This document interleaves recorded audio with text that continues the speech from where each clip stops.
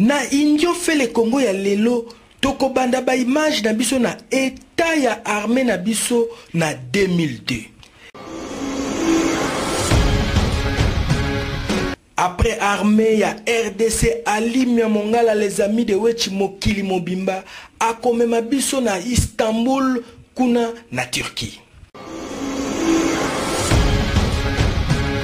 Mboka na yo kotikala kaka mboka na yo na Union fait le Congo ya lelo tokolanda mwana mboka Frank oyo aye kotia misala na ye awa na kini mabele ya bakoko na ye.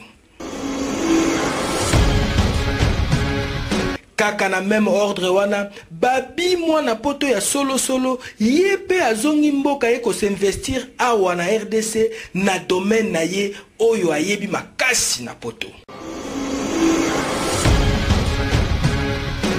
Ndenge bino moko boyebi idéologie ya Union fait le Congo magazine na biso point commun ya ba congolais nyonso tout tokosukisa na musique lelo madilu akopesa biso mwa révélation muke pona Papa Wemba Ekumani le grand musée kaka na Union fait le Congo ya lelo.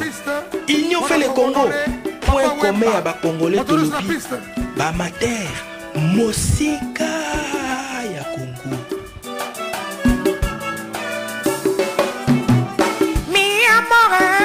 Ya mama bana kidi bana poto bana Congo nyonso bisika bozwami mbote tokutani lisusu na cadre ya émission na biso l'Union fait le Congo na présentation ezali Joël Matama grâce ya émission na bino l'Union fait le Congo émission na biso bana poto bokomi ko vivre République démocratique du Congo na musika neti kaka boza awa na Congo neti awa bomoni tozali tout justement na sortie ya gare centrale place to adobenga place du 30 juin na poids lourd oyezo mema biso tina Kingabwa tina côté ya Pont Matete bino moko botala ndenge nini poids lourd ekomi vraiment ba japonais ba beti yango kitoko. Ngamutu na komala nu poto te mena azomona déjà poto en live awa na République démocratique du Congo. Tozo beta toujours c'était na likambu oyo tali déficit communicationnel. Ndenge kaka bino moko boyebi ba musicien na biso des fois ba yemba kango na banzemo na bango toyoka ka metolandaka yango te. Ndenge kaka balobaka na banzemo na bango kozanga koyeba ezaliwa ya ndambu. Kozanga koyeba masolo oyo ya République démocratique du Congo mobimba yango ndezo tinda biso ba congolais tozala na tuba oyo petango mususu tobenga kango biloba loba pona kobanda émission na biso ya lelo penza en image tokola kisabino etanini gouvernement ya deuxième république to ba konzi ya deuxième république batikaki armée na biso ya République démocratique du Congo. Bolanda ezali reportage ya Cyprien Weti sur une télévision belge Télé Bruxelles. Pour mieux comprendre la problématique des forces armées de la RDC, Télématongué vous propose un petit flashback sur la reprise de la coopération militaire entre la Belgique et le Congo. C'est un reportage de Cyprien Wechi et de Kito Isimba. La fin de l'ère Mobutu rime avec le délabrement total de son armée. En 2002, afin de se faire une idée précise de son état, le ministre belge de la Défense, André Flao, a visité quelques centres de formation militaire du Congo, en commençant d'abord par celui de Kinshasa. Le spectacle est stupéfiant. Pas d'instructeurs, pas de militaires, pas de matériel, bref, il ne reste plus rien, si ce n'est des locaux vides et des champs dans lesquels les Quinois viennent cultiver du maïs et du manioc. Ensuite, le ministre a poursuivi sa prospection en se rendant au centre de Kananga. Comme à Kinshasa, tout a été laissé à l'abandon. Quand on pense qu'ici même, des officiers supérieurs de plusieurs pays africains y ont été formés, on n'en revient pas. C'est à la base d'aviation de Kamina que le chef de la défense a clôturé sa tournée. Et là aussi, à l'instar des autres centres, tout est à refaire.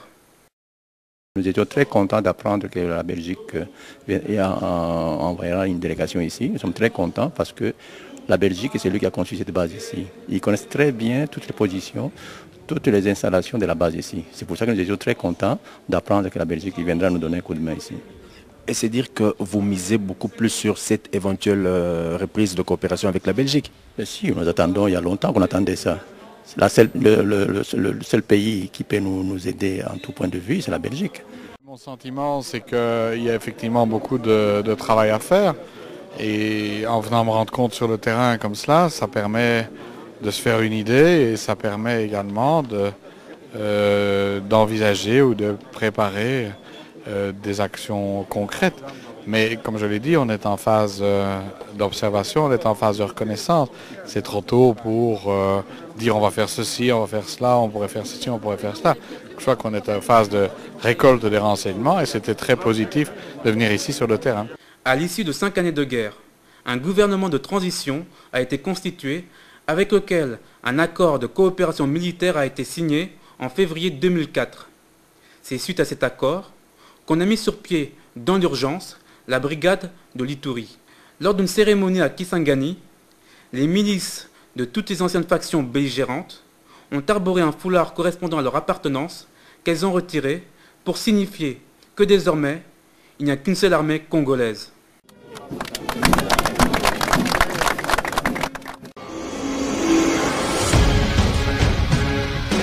Papa Cyprien Wechi Mbote. Mbote Joël Matama, tokutani lisusu. Oui, tokutani lisusu po yebi masolo mboka, il faut tokutana kaka. Lokola yo za gardien du village, to bomba mwa ba archive ya mboka. Il faut toyoka to tuna epa na yo au juste point o ezalaki nini, o ezalaki nini, o ezalaki nini. Yango tokutani lisusu na problème kaka oyo tozokufa ya armée na biso. Na ina poser yo question.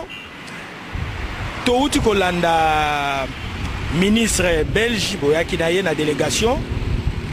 Après wana, depuis 2002, Tilelo, tout le monde a sous ba Belgité, ninité. Est-ce que bazali kaka awa ou bien ba Belge ngo ba pour moi ba sundola biso susu ndenge zalaki kakala. Avant de répondre à la question na yo, na pesi yo raison. Papa Joël Matama, ba musicien na biso balobaka. Kozanga koyeba, eza nini papa ma Joël Matama? Alobi kozanga koyeba eza liwa ya ndambu bon. Yango na makambo, yango makambo ya Congo, toza na kati ya liwa, pas ya ndambu, na kati ya liwa. Information ezo circuler te. Heureusement, ngai Cyprien Wechi gardien du village, naza wana. Yango ko pese la bino vraie information. Situation armée na biso ndenge bomoni. Mutu atombolaki armée na biso eza papa maréchal Mobutu. Pe mutu oyo akwesaki armée na biso eza kaka papa maréchal. Yango bomonaki dans 6 mois AFDEL azwaki pouvoir parce que la période wana tozalaki lisusu na armée te. Leur musée aye na baguerre musée azwaki tante ya kobongisa armée. Tokomi na 2001 président Joseph Kabila Kabange a eu pouvoir et loko ya liboso ya salaki accueilli na Belgique kosenga reprise ya coopération militaire. Le Rwanda, ba Belge, bandimi coopération militaire. Nde ba Belge bayaki awa. Balobaki d'ici 10 ans armée na biso il faut ezonga. 10 ans après, armée Nabiso et bêti ba M23. Donc, victoire où il y a M23, ce n'est pas un hasard. C'est quelque chose qui a été préparé il y a cela 10 ans. Au moins, les amis de Wechi Tolobara, mingi na image. Yango, et puis ça rangaï, fierté à titre rangaï, il y a gardien du village. Stratégie ezalaki ndenge nini ba Belge bayaki ba ebisi ba konjina biso d'ici 10 ans il faut tout former ba militaires congolais. Donc pour Nabango il fallait dans un premier temps ba former quelques militaires congolais comme ba instructeurs. Ba congolais wana nde ba obanda ko former ba congolais mosusu. Bayaki na idéologie ya musée Laurent Désiré Kabila prenez-vous en charge. tokolakisa bino image oyo ya ministre ya défense ya Belgique ayaki awa kopesa ba diplôme na ba soda na biso oyo bakomi ba instructeur ya baninga na bango lelo bazo former ba soda mususu na camp Luama. Hier, c'était des groupes armés, désorganisés, dirigés par des chefs rebelles désunis. Maintenant, petit à petit, grâce à la formation, certains officiers congolais pourront diriger une armée intégrée. André Flao, le ministre belge de la Défense, remettait des brevets aux stagiaires congolais. À Kinshasa, Cyprien Wechi et Shuna Loponda. Chers amis, bonjour et bienvenue pour cette édition Sous le soleil exactement de la République démocratique du Congo. Nous sommes actuellement au centre militaire supérieur de Kinshasa où a eu lieu il y a quelques instants la remise des brevets des stagiaires venant d'Eisenborg en Belgique.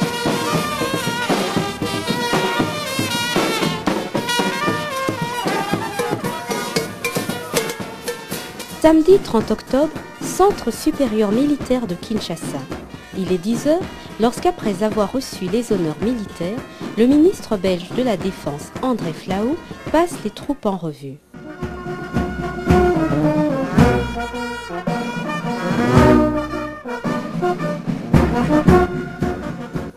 L'heure est à la fête, à la liesse collective, un peu à la réconciliation aussi. Pour Kinshasa, la page est tournée sur les récents incidents diplomatiques. C'est la célébration de la remise des brevets des stagiaires dans le cadre de la formation Train the Trainers pour la future armée intégrée de la République démocratique du Congo. La foule est massée derrière les grilles du centre militaire pour apercevoir ces éléments qui vont constituer la future élite de l'armée. La fanfare emporte les stagiaires d'Eisenborg et toute l'assistance dans un rythme entraînant.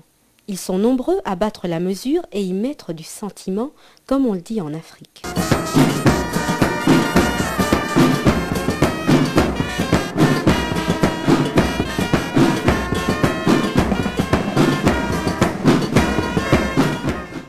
De plus en plus de jeunes femmes, modernes et sûres d'elles-mêmes, accomplissent du service au sein de l'armée congolaise, faisant fi des différentes considérations et bravant la lourde pression d'avoir à se distinguer autant, si ce n'est plus, de leurs collègues masculins. Partout dans le monde, les femmes sont partout. On est partout, on travaille comme les hommes. Il n'y a pas la différence entre les femmes et les hommes dans l'armée. La nécessité de la création de la nouvelle armée intégrée se justifie par la situation instable en République démocratique du Congo qui fait peser une menace sur la paix. Mais une formation d'1 mois n'est-il pas un délai trop court pour préparer cette nouvelle armée? 5 semaines, c'est vrai que c'est un peu juste. Maintenant, nous leur avons surtout donné les bases, donc dans les différents procédés qu'ils doivent connaître. Beaucoup connaissaient déjà beaucoup de la matière. Maintenant, on leur a donné surtout les techniques d'enseignement. Et ça, c'est à eux maintenant d'exploiter et d'accommoder ça à la sauce congolaise, puisque les tactiques et l'armement, notamment, sont différents. Un des temps forts de cette cérémonie est sans conteste la parade militaire.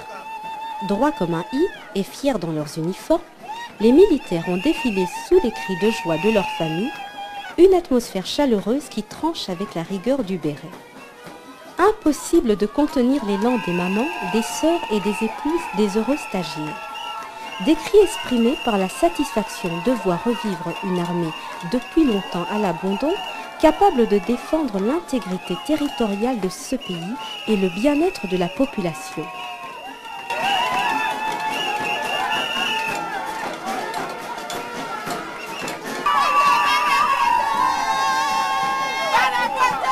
Des mamans d'autant plus ravies de leur présence au bercail lorsque l'on sait que 16 militaires ont déserté le camp d'Eisenborg en Belgique.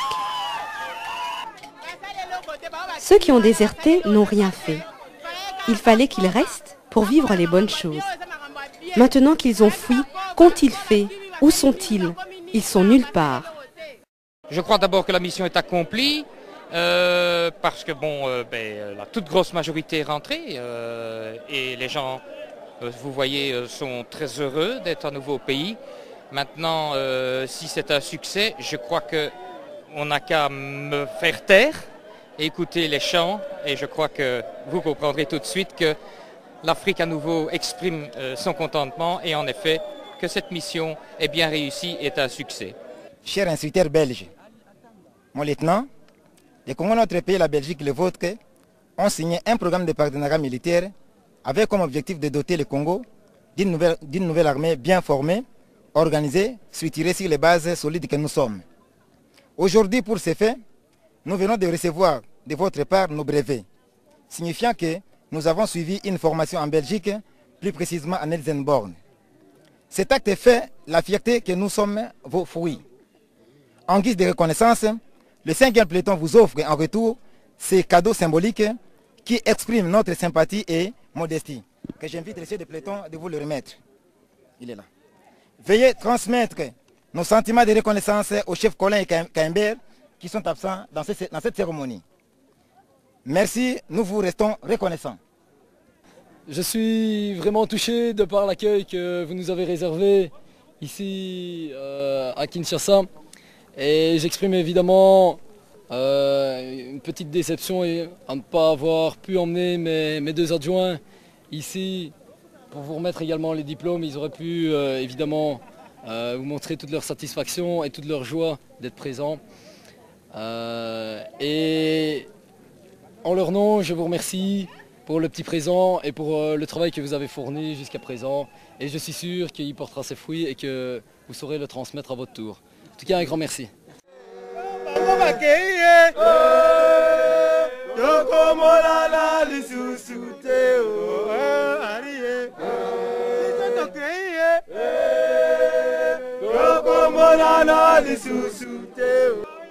Comme dans la tradition africaine, les militaires congolais portent en triomphe leur instructeur sur leurs épaules, en signe de gratitude de quelque chose qu'ils ont trouvé utile.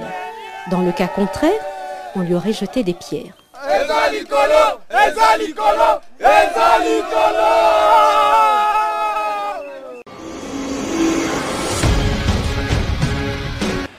Bandeko balandi ya l'Union fait le Congo, tozo continuer émission na biso, toko tinda bino bolanda sikoyo ba Congolais oyo à Turquie. Tolobi les amis de Wechi Mokili Mobimba alimia mongala la Turquie akendaki kokutana na communauté congolaise ba vivaka kuna bakamuna bango kuna ezandenge nini. Les amis de Wechi Mokili Mobimba na Turquie bolanda alimia mongala na Turquie ba image yango wana.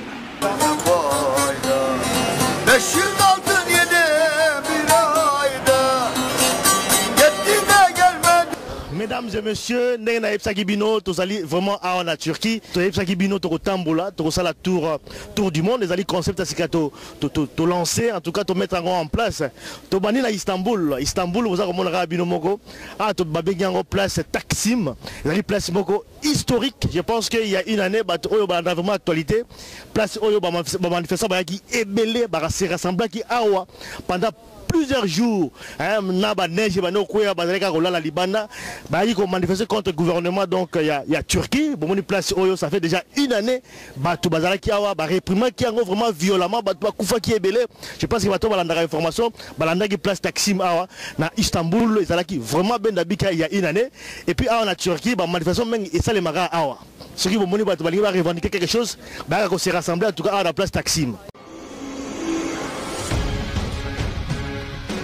Question liboso pasteur, c'est vrai que tu kolanda batu balandi peyo tango yo bandaki au rappelaki moi ba fidèle moi makambo moko boye to za na Turquie to ndimaka to za na Turquie zate so za na Turquie au Canada to zali na France to za na Belgique. Alors question nga autour na yo liboso yo en tant que pasteur so sali déjà bambula awa 6 ans je crois 6 ans. Ça fait 6 ans fan déjà to ba vous intégré déjà en mboka yo. Tout à fait. Tout à fait intégré. Alors, et là, et ça là que on a besoin de Congolais, de compagnons de Congolais, on va en Turquie. Ah, en Turquie, ma lingité et en Turquie. Ça dû à quoi? Pour le moment, années. Comme ka na mutuna o lobby papa nanga, na évité, na koki vraiment ko kota na mitema batute pourquoi mutaza na Turquie, alingi ko lobate ka na Turquie. Rêve africain, rêve congolais. À mon accord, sous Paris, à mon accord, viens en France, viens en Londres. Mais or, viens partout. Et surtout, si tant que ban en Nzambe, basali en Nzambe. Tous ceux qui ont la promesse dans la Bible. Nzamba lobi nanga. esika nyonso nga na tie makolo epesameli nga donc naza na Turquie vie eza ta mosusu nga na vivaka mie koleka bato baza na ngambo mosusu oyo bandeko bazokanisa yango peut-être mutu mosusu lokola aza na Turquie azomona neti aza na prison ou bien azomona neti aza na Asie ou bien azomona neti esika aza na Turquie donc aza na droit osalelo te azomona kaka te nakopesa position nanga soki nakomi na France nga na Turquie nazomona teke na kokosa bato pourquoi na Turquie naza na fier ya koloba na Turquie. Bon, premièrement, on a Pessi Nzambe merci pour permettre le émission Nabiso, les amis de Wet. Et ami Balepe na Pessi merci papa journaliste pour outil musika Olandi biso ne siko pour ebike biso bande kono to na mboka o. Pourquoi pas na conseiller mutana na Turquie za mboka o batu bazo vivre. O nyonso to dans la posa ya Turquie aya biso petanto yaki to koyaki na maboko ya batu. Bamsusu balobelaka biso ke Turquie simba raté mais bamsusu pe babisaka biso ke ko simba mais ngala mwana nzambe pe la mosala nzambe o na yebi bible lobi na ngai sika nyonso tu mitamba makolo na ngai tami epesa melingai et voilà aujourd'hui au moninga à la télémi pour nzambe sa pesa ngai yango na lobango atana ke na Ira atana ke na Djibouti atana ke na mboka nini tant que nazala nzambe ko simba. biso le toyaki mboko tokanisaki yango le msu paradis bien nini bato mosusu baseki babilo bakanisaki so akomi na Turquie amoni yango fin eza fin te d'abord bazalaka baraciste mwana mosusu akomona na nzeta fingi o zenzi ngo bani zenzi eza lokola nègre motu mwini nègre mais l'insulte en fait insulte bazwaka biso kuma na balete okokota bisi mosusu po afanda na kiti pembeni amona kwa salite moko bazokotela nga mona moko atelemi tofandi pembeni na atelemi mosusu okutoye pembeni na akimi na nzela oyo bomoni oyo bakimi nzela mosusu donc racisme eza na makasi kote wana j'étais écoute l'ami de Didier de na Facebook na yebisaka komelaka ekutu na bino toza na bastar osala malit contre le racisme mana Turquie eza makasi baza nano ya kofungama na ndeti na bafrance ezali te ma racisme eza makasi epuis baza baislamiste baza baradicovement moko balingi bango balinga bana basi na biso yo soko meki ya bango bakochombeli babare yo wana vraiment na jebi sayo parce que bana mape balela biso mais moyen proche zate balela biso bala moyen proche zate soko meki ndikone ko chombeli batambola bango to bambela biso maki na zana mbeli so sala na ko bomo to batambola bambeli nzoto mais bango banzeli na biso moko kutazana kino senga na demande mika ka pwana kaka zola mwasi kaka de so ba monika mwana mwasi ya mwinde otamaka cash para donc combien de personnes ont besoin de moi sur biso ça va biso ba congolais tout ça qui nous mate qui nous luka ba communauté sous débine tout le monde a bien ça boy qui nous mais biso te et puis ba moment ba yoye parce que congolais a Nicolas ta alinga za bien alingi voyage balandi ya Union fait le Congo totiki Istanbul et pas ya Alimia Mongala tozongi awa na kini na République démocratique du Congo tokendaki kokutana na mwana poto ya solo oyo atiki poto azongi awa na kini aye ko installer bisala na ye Frank oyo ya Salon Frank Bishop Fundu akendaki kokutana na ye tozali awa na Salon Frank de Bruxelles na croisement Kitega Willery na commune ya Kinshasa. Boyebi objectif ya magazine Abino l'Union fait le Congo ezake ndenge Papa Njola lobaki 1 million de Congolais ya diaspora bazonga na République démocratique du Congo pendenge Moïse Katumbi lobaki to créer classe moyenne na kati République démocratique du Congo. C'est pourquoi tu as trouvé un membre de la diaspora mwana ya Congo aizongi na mboka na ye kombo na ye Frank. Et c'est pourquoi tu as na kati ya établissement na ye Salon Frank de Bruxelles. Pourquoi Salon Frank le meilleur de Bruxelles, pourquoi pas le meilleur de Kinshasa? Non, mais question où retourne dans le peut-être parce que mon toit a filmé Bisso à Ebi Place Naouti, à Ebi Place Zalaga. Ils en ont tout simplement référence. Ça n'a rien à voir avec peut-être titre honorifique, peut-être dans l'équipe Bango, peut-être dans la numéro 1. Non. Alex Ouet, mon toit filmé Bisso à Ebi Salon Franck na Bruxelles. Bah salon bien zali. Bah grand coiffeur pe bazali. Même na kata Kinshasa bah bon salon zali. Bah meilleur salon zali et puis bah bon coiffeur pe bali. Mais ça, tout simplement une référence comme quoi, voilà, le meilleur de Bruxelles. Comme le maire de Bruxelles, les master staff, il y a salon fond de Bruxelles, mais ça n'a rien à voir que peut-être je fais le dessus, peut-être Naza le meilleur coiffeur. Ils ont une référence. Voilà. Effectivement, voilà. Donc c'est tout simplement ça. Ils ont juste une référence. Kolongwana poto pour créer entreprise à Kinshasa parce que vous avez la diaspora. Malgré la situation politique, malgré la situation économique, la motivation est pour ça qu'il y a créé une entreprise à Kinshasa. D'abord au départ c'était ma détermination. Ensuite c'est vrai que Namboga il y a eu beaucoup de tracasseries. Même si on a le baboué, la tracasserie, ils ont continué toujours. Il y a beaucoup de services où peut-être il y a une existence dans et il y a toujours et puis le problème c'est que si vous avez un poteau, pour pas faire la porte, c'est difficile. Mon poto c'est quoi? Mon poto c'est qui? Moi je suis quinois congolais. Bah expression mon poto. Nous sommes des Congolais mon frère. Tu quelque part je crois que l'État doit nous ouvrir les portes. Il ne doit pas nous tourner le dos. C'est pour nous encourager. Babibino a une idéologie à Sika, il y a un patron travailleur. En même temps, patron, en même temps, travailleur. Et ça, différence par rapport à l'ancienne mentalité, les patrons dans son bureau, ils ne travaillent pas. Bon, c'est vrai, ça c'est une mentalité africaine. Moi, je pense que, je me souviens une fois à Bruxelles, il y a changé de pneu dans un car. Il n'y a pas mis ses pneus. Il y a changé de pneu dans un car. Il y a une voiture dans un car. Papa, l'ongoli va pneu, tout a changé. Pas, bon, monsieur, venez au bureau. Toké na bureau na kasa mso tokuta na patron na ye moka va na kiti siko na bureau na ye akombi tanga ba machine bi oh.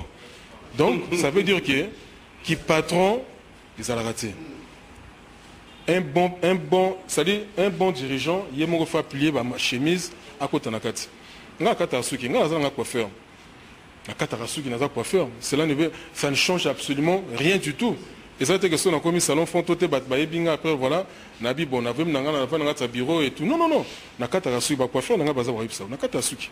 Na ça fait na ba client na nga wa taper Bruxelles, au ba ka kata suki, mais plus dans la supervision, côté ka ba petit peu chance va évoluer. Ah bon. Voilà. Nena tout na préoccupation moko eza parmi les dernières préoccupations na biso.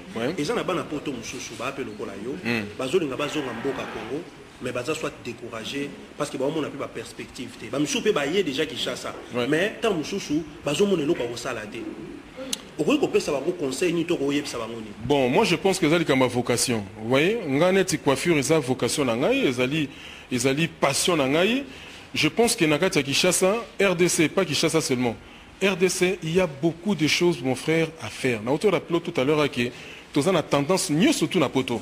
Mon frère, nous avons toute tendance en Europe. Nous avons des mécaniciens, des pâtissiers, des cuisiniers, des peintres, d'échafaudage, système. Vous savez, on a interpellé plusieurs fois, on a conscientisé Bango pour que les soient conscients de la base de Namboka.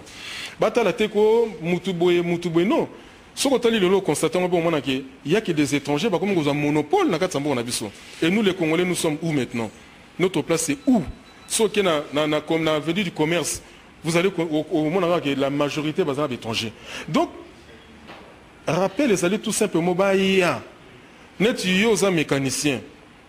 Il y a un atelier de mécanique, il y a propre, il y a bien matériel moderne.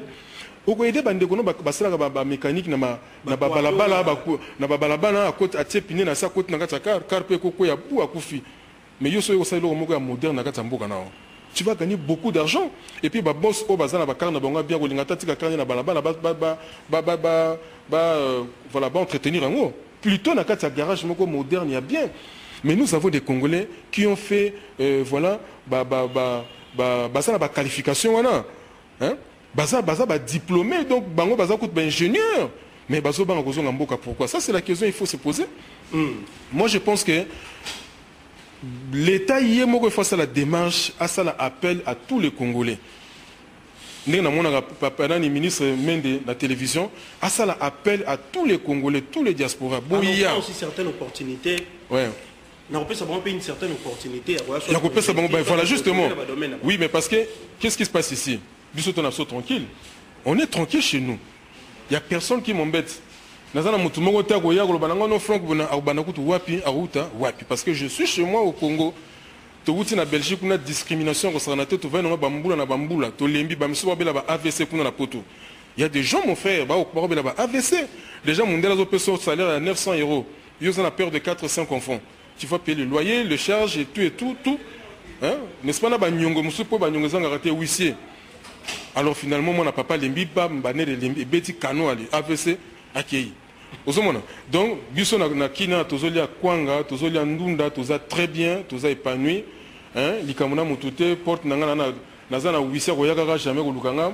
Na za na poste te ya ko lukanga ba pesa monsieur Kapoisa, on vous donne 6 jours, bonaboué sinon le wisi arrive, na tongo mona pe kara wisi ye ba matisi pe ninyo ba zubiloko nyoso na ndako ekei. Mon frère, nous allons arriver to bon continuer à venir na ti wapi. Bande ko nanga nyoso boza na poto, venez c'est le moment boya na kati ya Kinshasa. Ata madesu yaka teka ata nini yako sa ata télé na ufalika ba kwanga teka ngo siko na ndenge moko ya propre. Donc Congo ça ko émerger makambeze belé Congo ça chantier mayele na yo zala sérieux, voilà il faut vous appeler sérieux parce que nous super route à poto aye ko sala tourisme sexuel na ngata ko na Kinshasa ali silité et simbité azongi Bruxelles to poto mboka na kutu bona mais oyaki na objectif nini. Je pense que ce que vous savez, c'est que vous allez sérieux. Yo lingi vive la musique, lingi nganda, lingi bonaboué. Ce qui mbongo ici là pour le bini. Ndenge ye moko auti koloba ya kotia ba salon de coiffure partout na Congo Mobimba. Abandi déjà awa na kini après salon franc homme a salipé salon franc dame. Pe maison cosmétique moko ya kitoko, pe lisusu nganda ya taba moko to terrasse franc le meilleur de Bruxelles. Oyo salon franc dame mama mbote papa kombo na yo nani ya kombo na Yolande osala nini yao nata caissière na salon franc dame sikoyo soki batuni yo salon franc est-ce que ça coiffeur ou bien ça ka patron ou avandaka na bureau ils vont pas à quoi faire avant à la salon ça rend quoi faire. Les ajustes ko likantia ça sous salon pour la reformer sur bato misusu. Eloko nini olingaka awa na salon franc. En tout cas différence ezali parce que bazali na main professionnelle ya makasi vraiment ya qualité oyo et comme isinga ndenge moka na Bruxelles parce que na sala ki pe basoki musu na Bruxelles à l'époque. Awa toza wapi expliquez biso. Awa toza na cosmétique ya salon franc. Cosmétique eza ba produits européens américains. Likanisi ya papa Frank mwana Bruxelles a décidé à zonga na mboka na ye. Non, eza bien, eza penza bien, eza likanisi moko bien pour kota nan ba conjonctite msu ya mboka ba jeune ebele to chômer na bandaku eloko sala eza ba msusu botangi au papier zovana na ndaku mais déjà initiative a boye ils ont aidé ba jeunes ba tumsusu bazan eloko sala te musa te bana ndaku quand même ba engager bango tout ça moi place moi quelque part boye ou se retrouver dans moi quelque chose okobisa nini bana poto bazolanda yo na minute oyo bana poto pour na papa Frank est-ce que aza neti mwana poto ya kala o ya Versace ya Croco ya Vantard ou bien aza kaka simple lokola batu nyonso ezate o aza Vantard ou bien aza complexé ou bien mbonga poto te mbonga ya biso mo awa ya zo botsaraka non ezala mbonga poto te appel na kin en tout cas mbongo ezali Congo mbongo ezali soko za ko investir en tout cas ozwa donc mbongo yo ya Frank ezo utali susu na poto te azo sala ngo kaka na kati ya Congo en tout cas eza ya poto te ba produit na peut-être ko ba utana kuna mais utaka na mbongo awa ke kuna asombi zwa mbongo kuna yakala na Congo somba ta basaka funa libongo opesa zubana ya ta ya batu ya Kinshasa bazoteka yo patron on vend, ça va toujours vous ramener de l'argent. Donc, on gagne ça, de tout fois.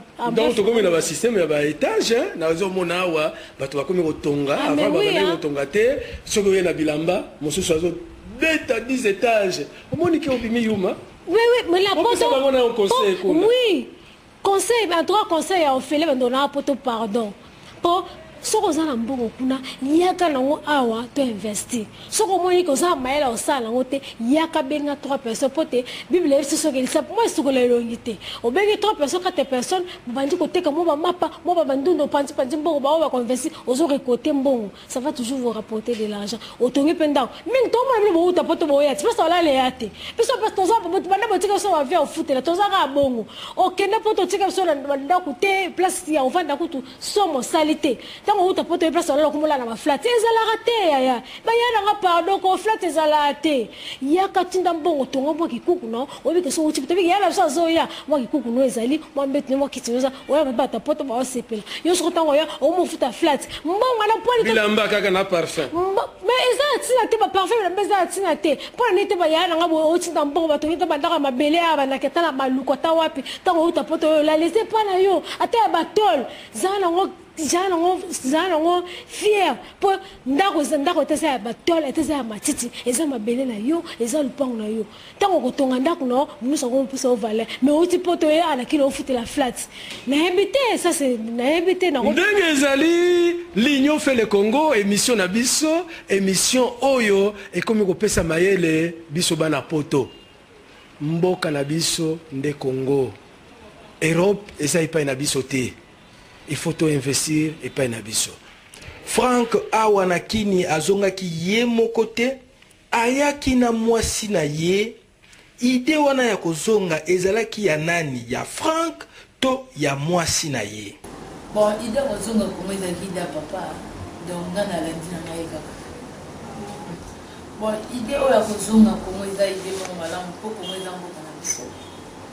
To tangi na mikili ya poto to zima ele.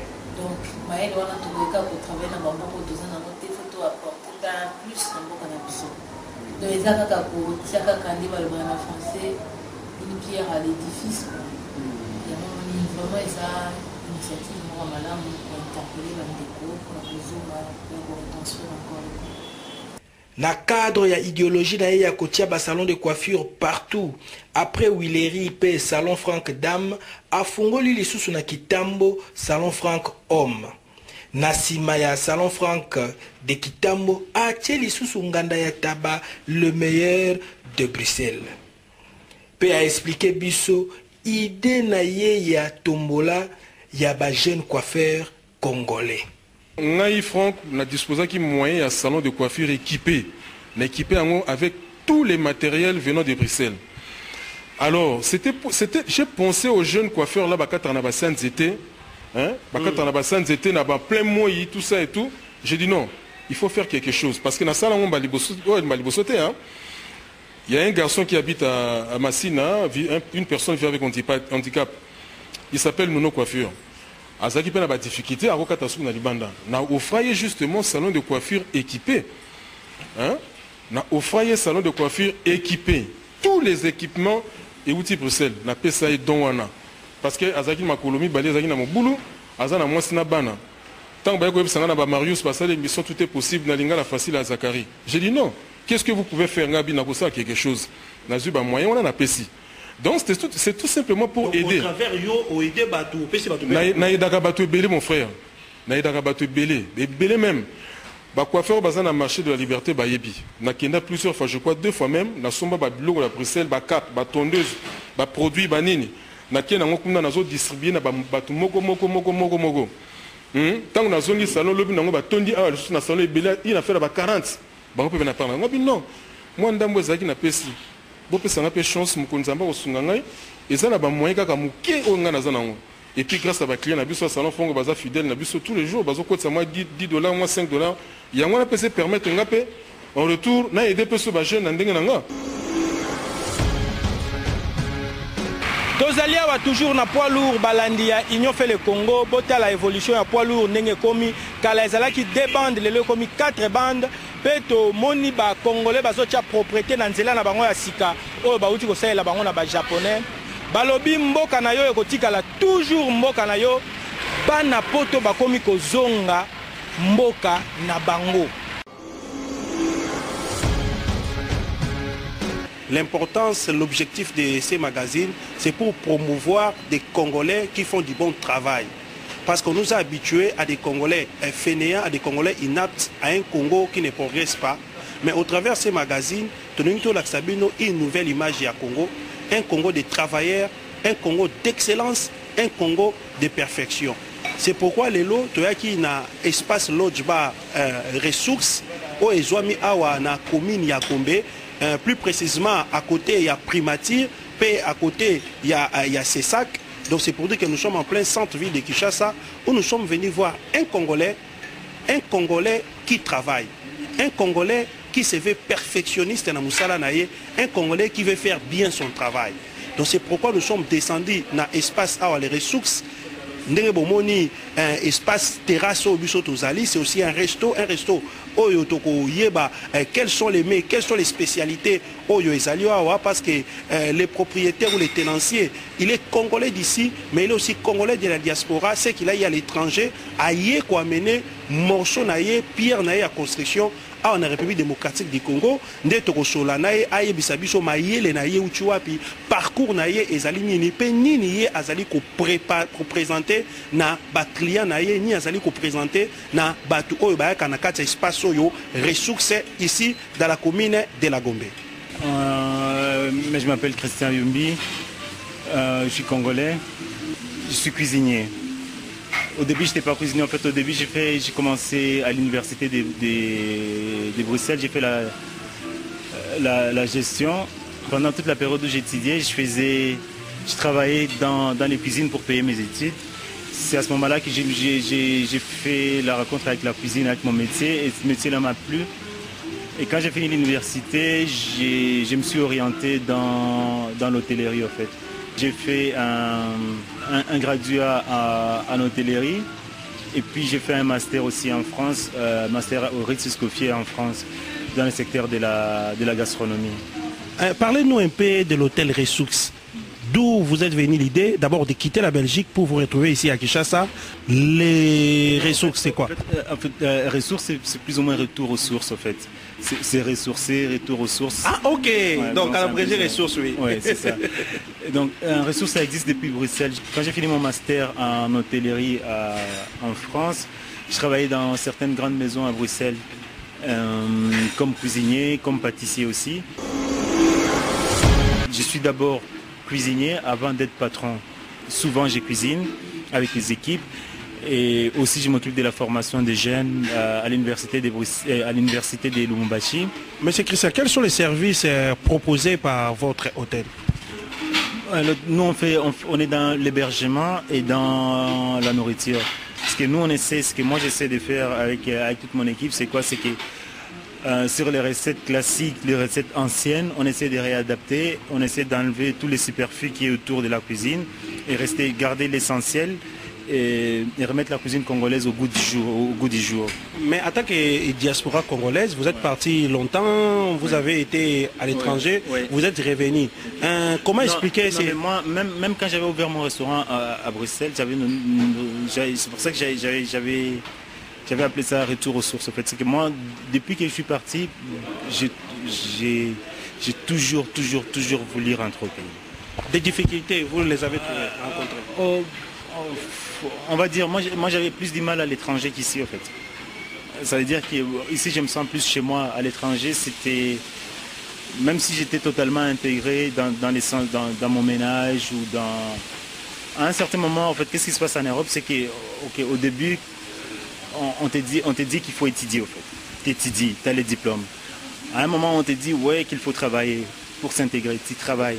À un certain moment, on te dit ouais qu'il faut parler la langue, tu parles la langue. À un moment, on te dit qu'il faut avoir les papiers, tu as les papiers. À un certain moment, quand il y a tout ça, on vous dit qu'il faut acheter des maisons, vous achetez des maisons. À un certain moment, quand vous avez tout ça, vous vous rendez compte que vous n'êtes toujours pas chez vous. En fait. C'est qu'on vous donne des choses qu'il faut faire. À un certain moment, on essaie de faire le mieux possible qu'on peut, mais on se rend toujours compte qu'on n'est jamais chez soi à l'étranger. Donc c'est pour ça que j'ai toujours voulu rentrer chez moi et c'est pour ça que je suis au Congo. Bana poto ya mikolo oyo bazongi na idéologie ya sika. Travailleur patron ndenge babandaki kosala kuna na poto baye na idéologie wana awa na kini patron ye moko au four et au moulin moyen travailleur aboya mibeko ezate pour patron ye moko grand travailleur même si travailleur a salité, patron yemoko a kosala.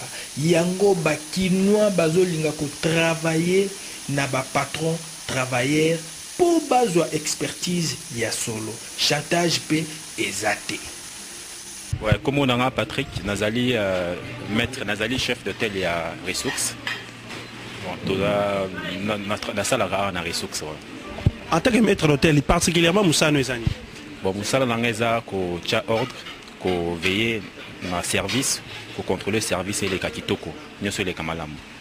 Bon, Yozali Kinois, moi na Kinshasa, quel rapport tu entretiens avec votre patron qui vient de la diaspora? Franchement, il y a la différence par rapport au chef à encadrer Abisso bien. Tous allez vraiment bien encadré et à force à Abisso travailler vraiment sévèrement, très sévère dans le service et puis m'amener sur les cas bien. Azana contre la ranio so avec un m'amener sur les cas vraiment normal. Bon, uti kolanda babi moi la poto ya solo nenge ya uti ko répondre na micro ya Bishop Fundu. Balobi na poto kuna mobulu bakoloba tanga muke otangi somba ndaku osombi ndaku ezokoma kaka problème bazo comprendre que eza mboka na bango te. Tolobi bana poto l'Union fait le Congo ba surprise ezali ebele. Neti lelo to sukisaka toujours émission na biso na musique. Madilu système le grand ninja a révélé ki biso mwa muke pona oyo tali Papa Wemba. Nakala Papa Wemba zalaki nani pona ye bolandango na Union fait le Congo ya lelo. Na banzi émission na biso esuki awa. Zacle nenga utokoloba Yé Azaline Deko. C'est mon grand frère Papa Wemba. Ngana ki joueur na ye. Tana ko betabale. Avant comme musicien. Papa Wemba azaka entraîné na mission Juventus. Na ba pauvre za mongana. Alors pour rendre ye honneur oyo et ici Kazali na ko benga leki o ngai moko na formé. Oyo ngai na formé avec la bino nzembo ya Papa Wemba. Wapiye Tripason Yeyo Tripason leki oyo ngai moko na formé. Alors na pesa ye permission la bino nzembo ya Papa Wemba. Je crois que vous allez dessus beaucoup kamwa na ko kamwa. Beaucoup kamwa cœur. Le grand pharaon, le père de la nation, a été formé par chanteur. Au talanga missonia au Charlie, et ça il est comme solo. Mabashi a d'abord c'est comme ça il est comme solo. Nalingi petit à l'obarien, mais boyo kaka ayemba, mi amor.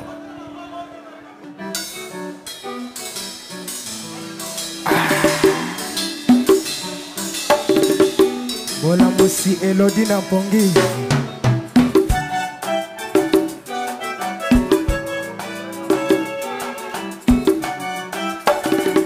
Nakosenga motono sur la piste. On a honoré Papa Wemba. Motono sur la piste.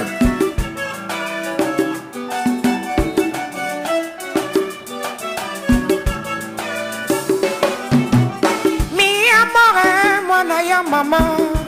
Ngalo kola yonde kondenge moko. Mote malisibo malosa se kokolisa. Mi amore bolingo. Makile kotambolanga na nzoto ngo. Bolingo koenga na motema. Eko kabaka moto kaka na liwa. Nakufina no te tika na meka to pena yeba sukali ya bolingo mi amo. Mokano nanga te o mokano ya nzambe. Elodie me viens dans mes bras. Le père de la nation m'a dit le système. Nul n'est parfait dans ce monde. Zote